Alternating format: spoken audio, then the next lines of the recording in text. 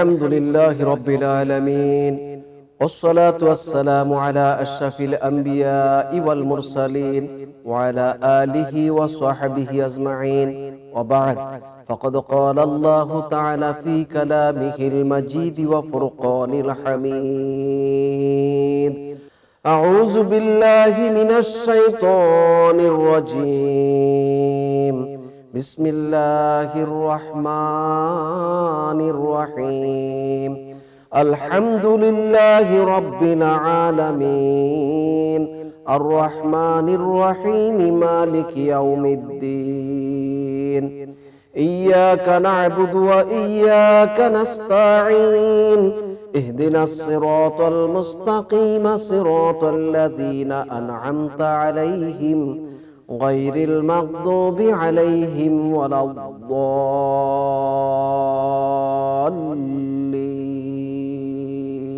آمين। দূরের ও কাছের দেশের ও প্রবাসের সম্মানিত দর্শক শ্রোতা, আলহামদুলিল্লাহ, আমরা প্রতিদিনই এ সময় আলোর পথে আনন্দ টিভির তাফসিরুল কোরআন এই অনুষ্ঠানে আপনাদের সামনে হাজির হই কোরআনের ধারাবাহিক তাফসির নিয়ে। আমরা গত পর্বে সূরা ফাতিহার প্রথম 3টি আয়াতের সরল অনুবাদ এবং সংক্ষিপ্ত আকারে তাফসির পেশ করেছিলাম। আজকে ইনশাআল্লাহ সূরা ফাতিহার বাকি আয়াতগুলোর তাফসির এবং ব্যাখ্যা বিশ্লেষণ নিয়ে আপনাদের সামনে আমরা হাজির হয়েছি।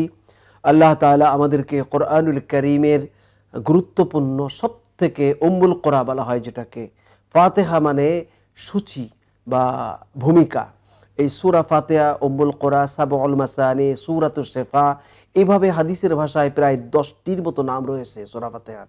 অতএব এই সূরা ফাতিহার আমরা 4 নম্বর আয়াত থেকে শুরু করে পর্যায়ক্রমে আয়াতগুলোর তাফসির আপনাদের সামনে পেশ করব ইনশাআল্লাহ।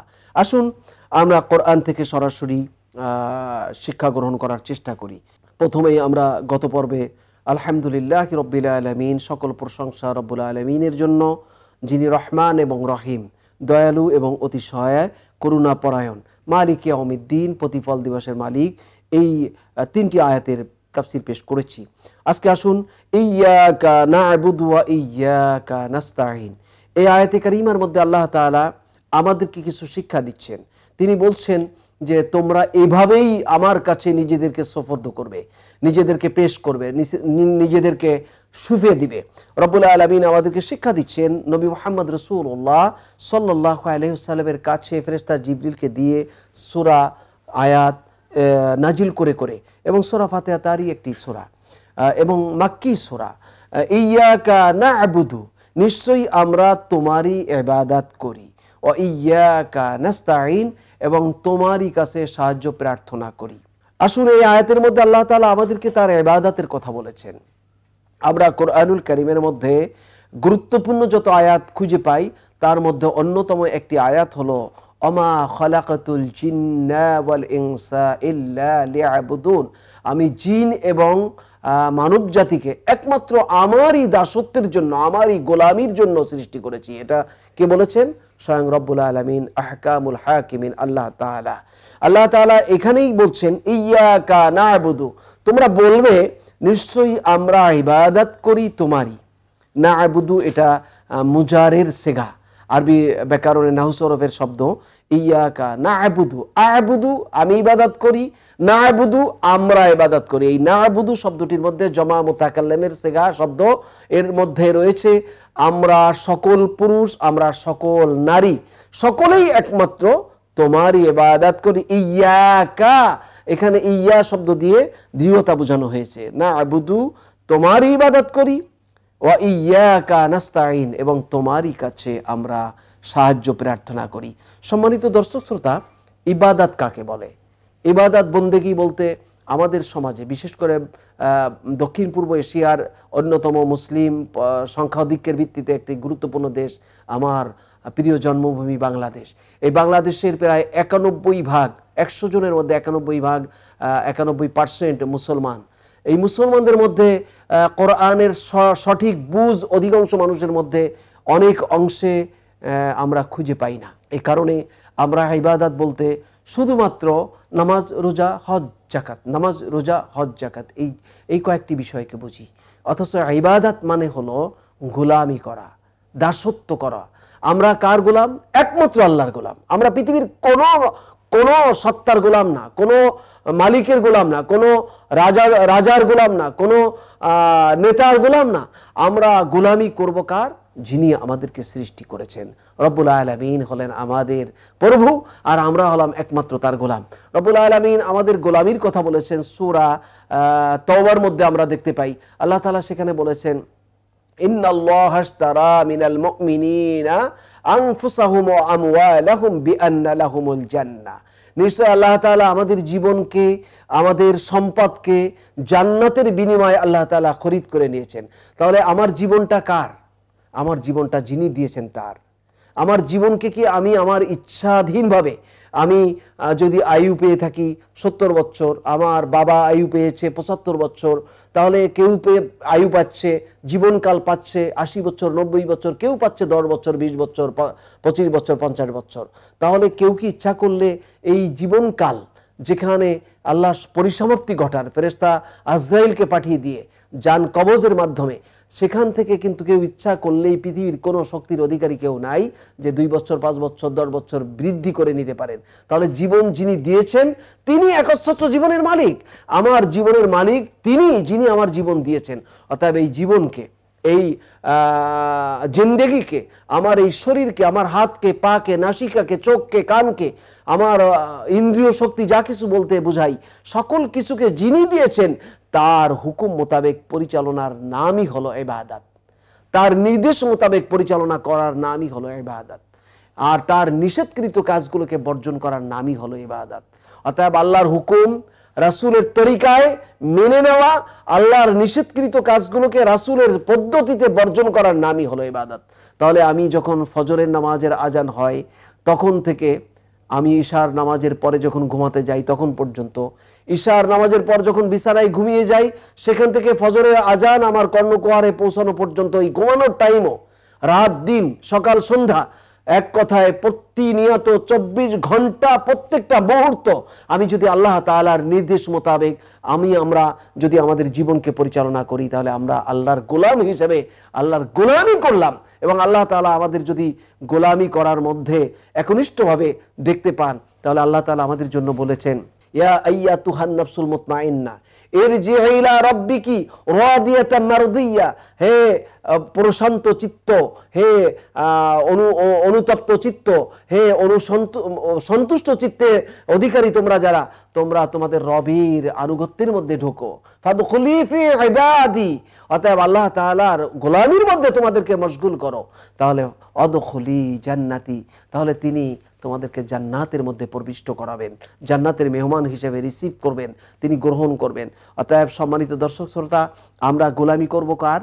একচ্ছত্র আল্লাহ তাআলার, যিনি আপনাকে, আমাকে, গোটা মাখলুকাতকে, আকাশ ও জমিনকে, চন্দ্র, সূর্য, নক্ষত্র রাজিকে যিনি সৃষ্টি করেছেন, সেই মহান মালিকের গোলামি আমরা করব। সে কথাই আল্লাহ তাআলা এই আয়াতে কারিমার মধ্যে আমাদেরকে দিক নির্দেশনা দিচ্ছেন। আসুন আমরা এই তাফসীরের ধারাবাহিকতায় থাকি। অল্প সময়ের জন্য বিরতিতে যাচ্ছি, ততক্ষণে আপনারা আমাদের সাথেই থাকবেন, অপেক্ষা করবেন, সেই প্রত্যাশা রাখছি।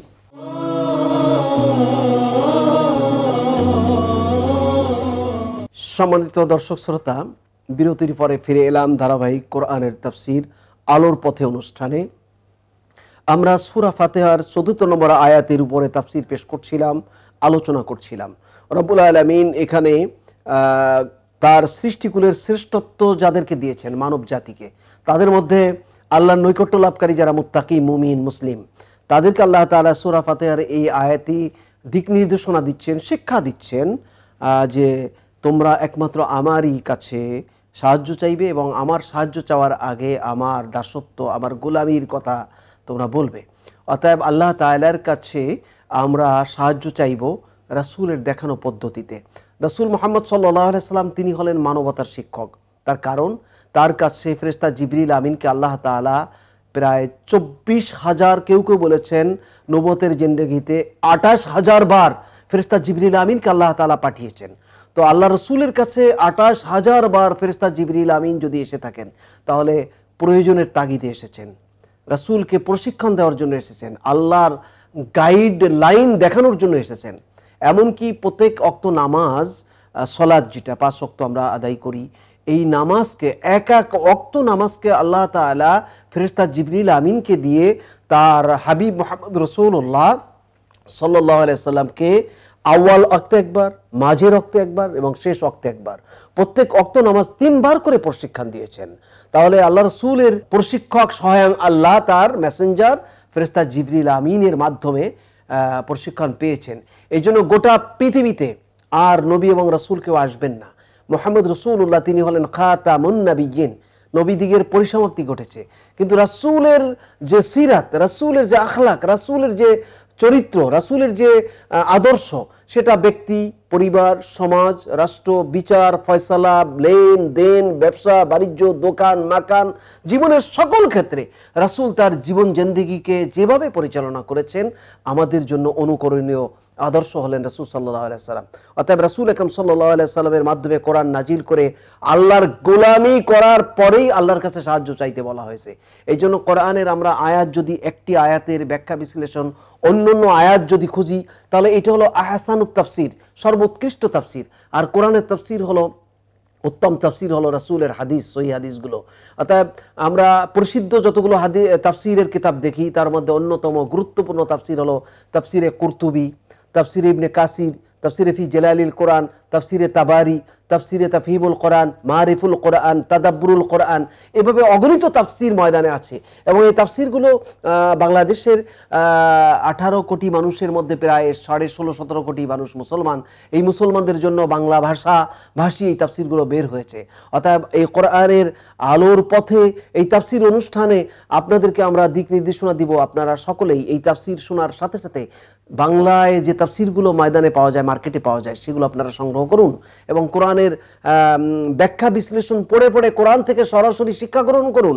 অতএব মালিক ইয়াকা না'বুদু, আমরা দাসত্ব করব কার? একমাত্র আল্লাহ তাআলার। গোলামি করব কার? আল্লাহ তাআলার। কারণ আল্লাহ তাআলা আমাদের জীবন, আমাদের সম্পদ সবকিছু আল্লাহর দেওয়া। তিনি যখন চাইবেন তখন আমাদের জীবনকেও দিয়ে দিতে হবে, আমাদের সম্পদকেও দিয়ে দিতে হবে। তাহলে আল্লাহ তাআলা আমাদের জন্য জান্নাত নির্ধারিত করবেন এবং আমাদের সকলকে জান্নাতের মেহমান হিসেবে তিনি রিসিভ করবেন সে ফেরেশতাদের দিয়ে। ওয়া ইয়াকা নাস্তাঈন, আল্লাহ তাআলা বলছেন, এখানে শিখিয়ে দিচ্ছেন আমাদেরকে, এবং একমাত্র তোমারই সাহায্য কামনা করি। অতএব আল্লাহ রাসূল বলেছেন এই সাহায্যের ব্যাপারে যে যখন তোমার একটা জুতার পিঠা, যে পিঠা দিয়ে জুতা বাঁধা হয়, সেই পিঠা যখন নষ্ট হবে, হারিয়ে যাবে বা প্রয়োজন হবে, সেটাও তোমরা চাওয়ার ক্ষেত্রে আল্লাহর কাছে চাও। অতএব জুতার পিঠা হলো দুনিয়ার খুবই সামান্যতম মূল্যের একটি দ্রব্য। এই দ্রব্যর কথা আল্লাহ রাসূল বলেছেন কেন? যে তুমি বড় ছোট যা কিছু প্রয়োজন সব কিছু চাইবে কার কাছে? আল্লাহর কাছে। এবং আল্লাহ তাআলা এই বিষয়ে কোরআনের আয়াত আমরা দেখতে পাই, সূরা বাকারার মধ্যে আল্লাহ তাআলা উল্লেখ করেছেন, ওয়াস্তাঈনু বিস-সাবরি ওয়াস-সালাহ, ওয়াস্তাঈনু বিস-সাবরি ওয়াস-সালাহ, তোমরা ধৈর্য এবং নামাজের মাধ্যমে সাহায্য কামনা করো। আর নামাজ হলো আল্লাহর নৈকট্য লাভের অন্যতম মাধ্যম। আল্লাহ রাসূল বলেছেন, সিজদার সময় বান্দা এবং আল্লাহ সব থেকে নিকটবর্তী হয়। অতএব আমরা নফল নামাজ আদায় করতে পারি। বিপদে পড়েছি, আমরা অজু করে মসজিদে ঢুকে 2 রাকাত নামাজ আদায় করি, সলাতুল হাজত। আমরা বিপদে পড়েছি, আমরা ফজরের 1 ঘন্টা আগে রাত থাকতে আমরা জেগে গিয়ে আমরা অজু করে জানামাজে দাঁড়িয়ে 2 রাকাত করে 4 রাকাত, 8 রাকাত, 12 রাকাত তাহাজ্জুদ পড়তে পারি। এবং তাহাজ্জুদের সময় আল্লাহ তাআলা বেশি দোয়া কবুল করেন, মঞ্জুর করেন। অতএব আমরা এই কাজগুলো করতে পারি। আমার অভাব আছে, আমি আল্লাহর কাছে সাহায্য চাই। আমার পরিবারের কেউ অসুস্থ আছে, আমি আল্লাহর কাছে রোগ মুক্তির জন্য সাহায্য চাই। আমার ছেলে ভালো পড়ালেখা করছে, ভালো একটা চাকরির প্রয়োজন, আমি আল্লাহর কাছে সাহায্য চাই। আল্লাহর পক্ষ থেকে যদি বাজেট হয়ে যায়, তাহলে আমার দুনিয়ার কোনো মালিক, কোনো রাজাদিরাজ, কেউ দুনিয়ার কোনো বাদশা, রাজা, মন্ত্রী, প্রধানমন্ত্রী, প্রেসিডেন্ট যা না দিতে পারেন, আল্লাহর পক্ষ থেকে যদি বাজেট হয়ে যায়, তাহলে আল্লাহ তাআলা আমাদের জন্য সব কিছু সহজতর করে দিতে পারেন। আল্লাহ তাআলা সূরা ফাতিহার এই 4 নম্বর আয়াতে তাই শিক্ষা দিচ্ছেন, ইয়াকা না'বুদু ওয়া ইয়াকা নাস্তাঈন, তার দাসত্ব করো, তার গোলামি করো এবং তারই কাছে সাহায্য চাও। অতএব সম্মানিত দর্শক শ্রোতা, আমরা যারা এই তাফসীর শুনছি, আমরা সকল অবস্থায় আল্লাহর গোলামি করব, আল্লাহর হুকুমের কাছে মাথা অবনমিত করে দেব। আল্লাহর নির্দেশ যখন জানবো যেটা আল্লাহর নির্দেশ, তখন এই নির্দেশগুলো যদি আমরা লঙ্ঘন করে থাকি, সঙ্গে সঙ্গে সেই লঙ্ঘনকৃত কাজগুলোকে পরিহার করে আল্লাহর হুকুমের কাছে অবনমিত চিত্তে মাথা অবনমিত করে দেব, সারেন্ডার করে দেব, কমপ্লিটলি সারেন্ডার করে ফেলবো।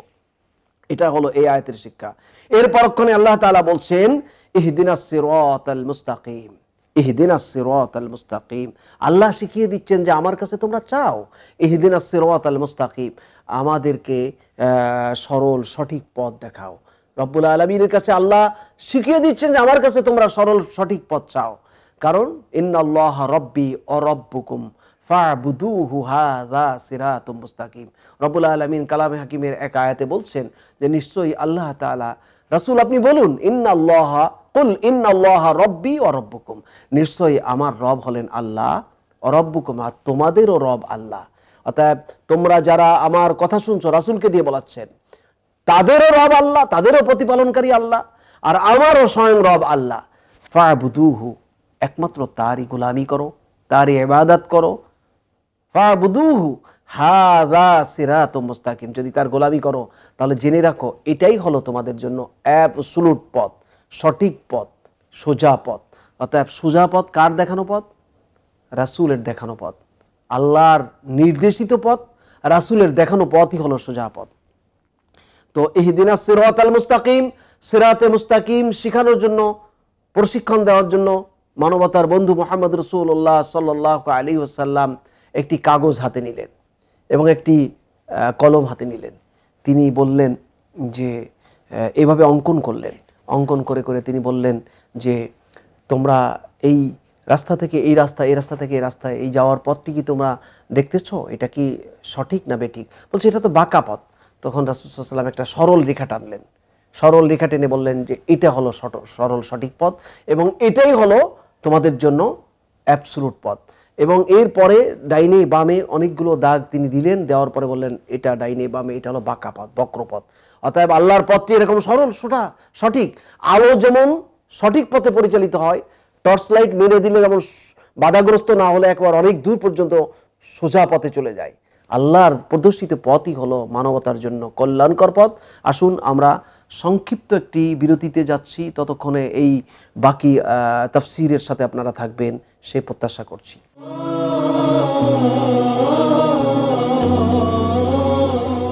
ফিরে এলাম বিরতির পরে। আমাদের অনুষ্ঠানে আপনারা আছেন, এই জন্য আপনাদের সকলকে মোবারকবাদ, ধন্যবাদ। আসুন ইহদিনাস সিরাতাল মুস্তাকিম আয়াতে তাফসীর পেশ করছিলাম। সিরাতে মুস্তাকিম কোনটি? যেটা আল্লাহর নির্দেশিত, রাসূলের প্রদর্শিত। অতএব আমার নামাজ যেমন রাসূলের দেখানো পদ্ধতিতে হতে হবে, ব্যবসা বাণিজ্য, চাকরি নকরি, সকল কার্যক্রম, দৈনন্দিন মানুষ যতগুলো কাজের সম্মুখীন হবে সমস্ত কাজগুলো আল্লাহর নির্দেশে কোরআনুল কারীমের মধ্যে রয়েছে। এজন্য কোরআন বলছে আল্লাহ তো আহকামুল হাকিমিন, তিনি বিজ্ঞের বিজ্ঞ, মহাবিজ্ঞ। পৃথিবীর যত বৈজ্ঞানিক, যত জ্ঞানী পণ্ডিত, সকল পণ্ডিতদের কোনো কম্পেয়ার করা যায় না আল্লাহ তাআলার কাছে। তিনি হলেন আলাইসাল্লাহু বিআহকামিল হাকিমিন। রব্বুল আলামিন হলেন সকল হুকুমকর্তাদের, সকল বৈজ্ঞানিকদের, সকল জ্ঞানীদের শ্রেষ্ঠ জ্ঞানী আল্লাহ তাআলা। সেই জন্য আল্লাহ তাআলার দেখানো পথই হলো আমাদের জন্য একমাত্র সঠিক পথ। তো সিরাতে মুস্তাকিম আমরা অনুসন্ধান করব রাসূলের তরিকায়, রাসূলের জীবন জিন্দেগির থেকে। কোরআন বুঝতে হলে রাসূলের জিন্দেগি বোঝা দরকার, আর রাসূলের জিন্দেগি বুঝতে হলে কোরআন পড়া দরকার। অতএব কোরআনের ধারাবাহিকতায় কোরআন যে নাজিল হয়েছে রাসূলের জিন্দেগিতে নাজিল হয়েছে, আর রাসূল এটা পেয়ে তিনি মানুষের মাঝে বিতরণ করেছেন এমনটি না, তিনি এটা পেয়েছেন, নিজে আমল করেছেন, সাহাবা আজমাইনদেরকে আমল করিয়েছেন এবং তারপরে তিনি গোটা মানব জাতির জন্য তিনি এটা পেশ করেছেন। তাহলে আমরা সিরাতে মুস্তাকিম যে পথ, সে পথ হলো আল্লাহর প্রদর্শিত, রাসূলের দেখানো পথ। অর্থাৎ সেই পথে আমরা আমাদের নামাজ, সমাজ, রাত, দিন, সকাল, সন্ধ্যা, ব্যবসা বাণিজ্য, দোকান মাকান, সকল ক্ষেত্রে আল্লাহর নির্দেশিত পথ অনুসন্ধান করব, রাসূলের দেখানো পথে আমরা আমাদের জীবনকে পরিচালনা করব। তাহলে আল্লাহর ইবাদতের সাথে সাথে সিরাতে মুস্তাকিম আমরা পেয়ে যাব। সিরাতে মুস্তাকিম পাওয়ার জন্য আমাদেরকে কিন্তু জ্ঞান অন্বেষণ করতে হবে। আমরা যদি জ্ঞান অন্বেষণ না করি আর যদি বলি আমার অমুক উস্তাদ, অমুক শায়েখ, তাহলে আমরা বিভ্রান্তির মধ্যে পড়ে যাওয়ার সম্ভাবনা আছে। এই জন্য আমার উস্তাদ একপন্থী উস্তাদ হবে না, একজন শায়েক হবে না, বিভিন্ন পন্থী বিভিন্ন শায়েক আমার উস্তাদ হবে। আর আমার অকাট্য দলিল অনুসন্ধান করতে হবে মহাগ্রন্থ আল কোরআন, যেহেতু যালিকাল কিতাবুল লা রাইবা ফি, পর্যায়ক্রমে ও তাফসীর আমরা আসবো ধারাবাহিকতায়। এই কিতাব তো সেই কিতাব যে কিতাবের মধ্যে কোনো সন্দেহ নাই, কোনো ভুল ত্রুটি নাই। অতএব এই কিতাব থেকে দলিল গ্রহণ করে আমরা সরল পথ অনুসন্ধান করব রাসূলের জিন্দেগিকে অনুসরণ করে। এর পরক্ষণে আল্লাহ তাআলা বলছেন কোন পথ, সরল পথ কোনটা? সিরাতাল্লাযীনা আনআমতা আলাইহিম, আল্লাহ শিখিয়ে দিচ্ছেন সেই পথ যেই পথে তোমার নেয়ামত প্রাপ্ত বান্দারা পরিচালিত হয়েছে। সোহাদায়ে কেরাম, সিদ্দিকিন, সালেহিন, আল্লাহ রসুলের সাহাবা ইজমাইন, তারা যে পথে চলেছেন। এই জন্য আল্লাহ রসুল বলেছেন আলাইকুম বিসুন্নতি ওয়া সুন্নাতিল খুলাফায়ে রাশিদিন, তোমাদের জন্য অনুকরণীয় অপরিহার্য দায়িত্ব হলো আমার চরিত্র আদর্শ, আমার চরিত্রকে, আমার সিরাতকে, আমার আদর্শকে এবং খোলাফায়ে রাশিদিন। খোলাফায়ে রাশিদিন কারা? হযরত আবু বকর, হযরত ওমর, হযরত উসমান, হযরত আলী রাদিয়াল্লাহু তাআলা আনহুম, এই চারজন সাহাবীকে খোলাফায়ে রাশিদিন মানে অ্যাবসলুট পথের অনুসারী তারা ছিলেন। এবং রাসূলের বিদায়ের পরে, ইন্তেকালের পরে, তিনি যখন এহদাম পরিত্যাগ করে দুনিয়ার জিন্দেগি ত্যাগ করে চলে গেলেন, তারপরে হযরত আবু বকর, পর্যায়ক্রমে হযরত ওমর, পর্যায়ক্রমে হযরত উসমান, আলী, এই চারজন সাহাবী 30 বছর কাল মুসলিম জাহানের খেলাফতের দায়িত্ব পালন করেছেন এবং রাসূলের কাছে নাজিলকৃত কোরআনের বিধিবিধানকে তারা রাসূলের মতো করে তারা পরিচালনা করেছেন, এটাকে ইমপ্লিমেন্ট করেছেন এবং কোথাও তারা আপোষ করে নাই, কনসিডার করেন নাই, কাটছাট করেন নাই, কিছু বাড়ান নাই, কমান নাই। এবং আমরা দেখতে পাই হযরত আবু বকর রাদিয়াল্লাহু তাআলা আনহু যখন খেলাফতের কালে যখন নতুন নতুন কিছু মুসলমানেরা জাকাত দিতে অস্বীকৃতি জ্ঞাপন করলো, রাসূল বললেন যে আল্লাহ রসুল কাফের মুশরিকদের সাথে যেভাবে যুদ্ধ ঘোষণা করেছে, আল্লাহর নাজিলকৃত কোরআনিক বিধান, এই জাকাত ফরজ ইবাদত, এটা মুসলমান দাবি করে যারা দিতে অস্বীকৃতি জ্ঞাপন করবে তাদের বিরুদ্ধে কাফের মুশরিকদের মতো আমি যুদ্ধ ঘোষণা করলাম। তার মানে আল্লাহর নাজিলকৃত এই বিধিবিধান কোরআনের আলোকে, রাসূলের সিরাতের আলোকে, রাসূলের চরিতাদর্শের আলোকে আল্লাহর রাসূলের এই চারজন প্রসিদ্ধ সাহাবী এক বিন্দু কাটছাট করেন নাই। আসুন আমরা সিরাতাল্লাযীনা আনআমতা আলাইহিম বলতে খোলাফায়ে রাশিদিন, শহীদ, সিদ্দিকিন, যারা ইসলামের জন্য, দ্বীনের জন্য জীবনকে উৎসর্গ করে দিয়েছেন, সে সকল নিয়ামত প্রাপ্ত বান্দাদের জিন্দেগিকে অনুসরণ করার জন্য এখানে দিক নির্দেশনা দেওয়া হয়েছে। অতএব সিরাতাল্লাযীনা আনআমতা আলাইহিম হলো সেই পথ যেই পথে রাসূলের সাহাবীরা চলেছে, শহীদগণ চলেছে, দ্বীনের জন্য অকাতরে জীবন দিয়ে দিয়েছে, রক্ত দিয়ে দিয়েছে। এবং সিদ্দিকিন যারা মানে কোরআন এবং সুন্নাহর উপর অবিচল ছিলেন, সত্যের উপর অবিচল ছিলেন, তাদেরকে সিদ্দিক বলা হয়, যেমন আবু বকর সিদ্দিক রাদিয়াল্লাহু তাআলা আনহু। অতএব আমরা আল্লাহর রাসূলের দেখানো পথে যারা পরিচালিত হয়েছে সেই সকল সিদ্দিকিন, শহীদান, সালেহিনদের পথকে অনুসরণ করে চলবো। এর পরক্ষণে আল্লাহ তাআলা সূরা ফাতিহাতে বলছেন গায়রিল মাগদুবি আলাইহিম, সেই পথে নয় যেই পথ তোমার গজবপ্রাপ্ত, তোমার মানে তোমার অসন্তুষ্টি প্রাপ্ত, তুমি যে পথকে রাজি খুশি না, যে পথ দেখলে তুমি অসন্তুষ্ট হও, সেই পথে আমরা পরিচালিত হতে চাই না। ওয়ালাদ-দাল্লিন, এবং যারা গুমরাহির মধ্যে আছে। গায়রিল মাগদুবি আলাইহিম, মাগদুব হলো আল্লাহর গজবপ্রাপ্ত ইহুদি, আর দাল্লিন হলো পথভ্রষ্ট খ্রিস্টান, তাদেরকে বোঝানো হয়েছে।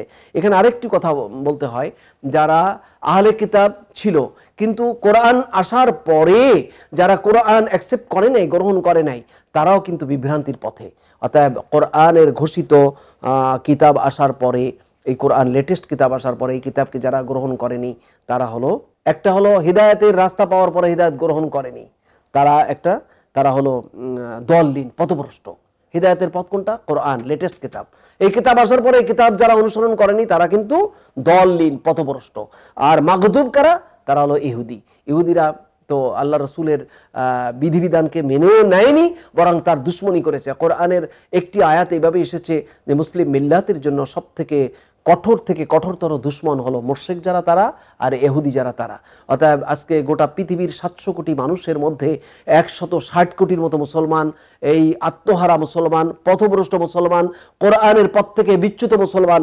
আসুন আমরা সকলে পর্যায়ক্রমে এই তাফসিরের সাথে থাকি, আলোর পথে এই অনুষ্ঠানের সাথে থাকি, ধারাবাহিক এই কোরআনের তাফসির শুনি এবং সাথে সাথে আমরা তাফসিরের বাংলা কিতাবগুলো, তাফসিরের কিতাবগুলো কিনে পড়ালেখা করে কোরআন হৃদয়ঙ্গম করি, কোরআনের আলোকে আমরা আলোকিত হই। আজকের আলোচনায়, আজকের তাফসীর অনুষ্ঠানে, আলোর পথের অনুষ্ঠানে এখানেই সমাপ্তি টানছি। হাদা মা ইনদি ওয়াল ইলমু মিনাল্লাহ, আলাইহি তাওয়াক্কালতু ওয়া ইলাইহি উনীব। আসসালামু আলাইকুম ওয়া রাহমাতুল্লাহ।